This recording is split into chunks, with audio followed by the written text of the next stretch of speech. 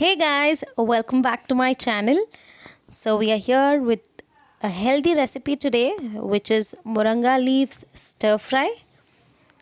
I'll first start with the ingredients and then we'll start cooking. Here we have salt as per taste, turmeric powder and mustard seeds. We've used 1/4 spoon. Dry red chillies, you can use it 2 to 3 according to your taste. 3 garlic cloves, I've crushed it. Half an onion, which is chopped. 2 or 3 tablespoons of grated coconut. And 1 bunch of moringa leaves, which is washed. So let's start cooking now.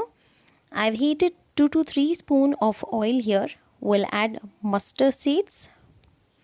Along with it, add the crushed garlic cloves.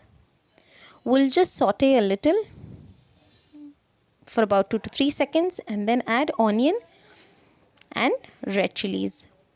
We'll saute this until it turns a little soft or translucent.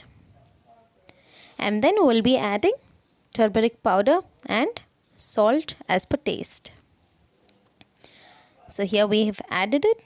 We'll just saute it for about 10 to 20 seconds and then add moringa leaves and give it a good mix. We'll cook this for 5 minutes on medium flame. Make sure you cover the lid and cook this and stir it occasionally. A few benefits of moringa leaves here. It's good for your health. It controls your blood pressure, sugar level. It also promotes weight loss. So you will have to use this at least once a week.